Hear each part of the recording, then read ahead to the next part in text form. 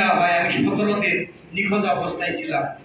আমার স্ত্রী, সন্তান, পরিবার এবং রাজনৈতিক সহযোদ্ধারা ব্যাপকভাবে খোঁজ খবর নেওয়ার চেষ্টা করছিল, কিন্তু কোনোভাবে সেটা সম্ভব হয়েছিল না।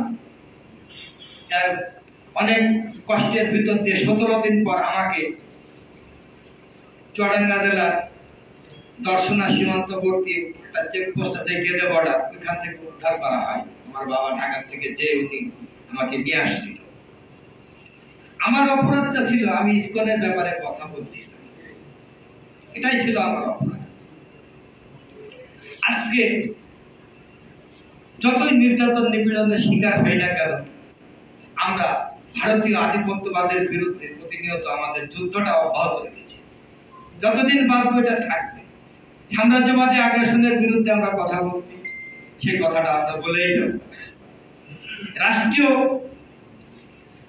কাঠামোটা আমরা ভাঙার ব্যাপারে বারবার আমাদের অবস্থান থেকে বলে যাচ্ছি।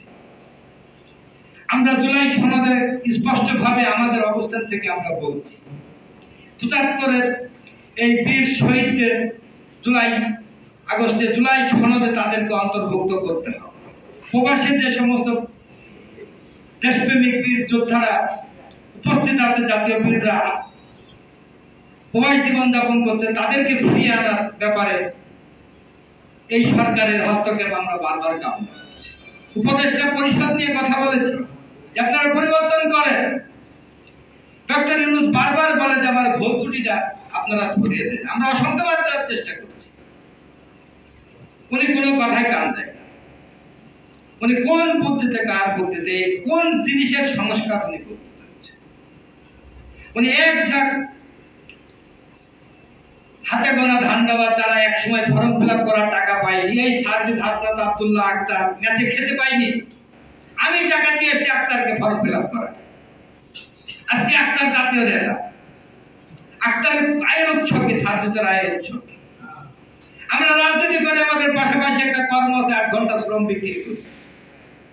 আমি প্রতিনিয়ত রাত্রে আমি একটা প্যাকেজিং ফ্যাক্টরিতে আমি আমার শ্রমটাকে বিক্রি করে 8 ঘন্টা, সেখান থেকে যে অর্থটা আসে সেটা দিয়ে পরিবার, সংসার এবং নিজের রাজনৈতিক কর্মকাণ্ড চালানোর চেষ্টা করি।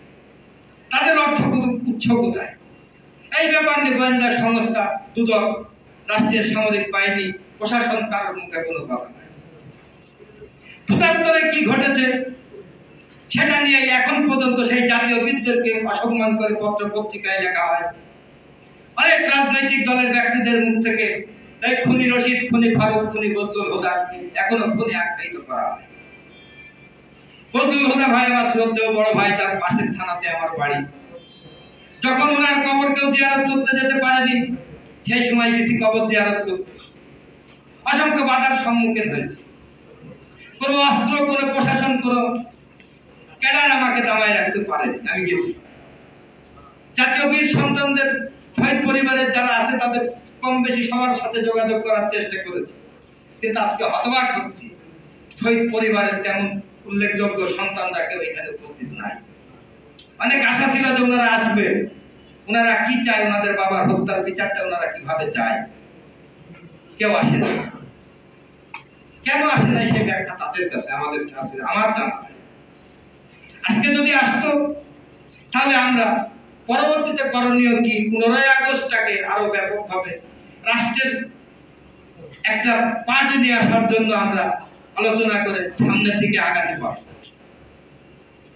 প্রতিনিয়ত আমার সাথে যোগাযোগ হয় মঞ্জুরুল হক ফুজি ভাই অসুস্থ মানুষ, কিন্তু উনি চায় এই রাষ্ট্রে একটা কিছু হোক, একটা বিপ্লবী চেতনার উদয় অন্তরে ধারণ করে আগামী প্রজন্ম এই রাষ্ট্রটা বিনির্মাণের কাজে আত্মনিয়োগ করুক।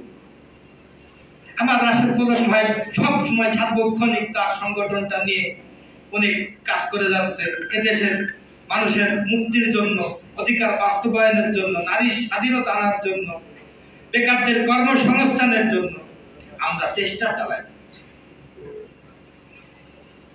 সম্মানিত সুধী, আমাকে হুমায়ুন কবির ভাই এটার ব্যাপারে বলছিল।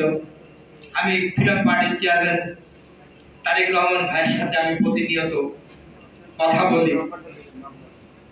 উনি যেভাবে চাচ্ছে আজকের উপস্থিতি ফ্রিডম পার্টির যে অংশ এক অংশ এখানে উপস্থিত হয়েছে, এটাই প্রমাণ করে যে আগামী দিনে সকল বাধা অতিক্রম করে ফ্রিডম পার্টি আবারও দেশ জাতি জনগণের অধিকার বাস্তবায়নের জন্য কাজ করবে।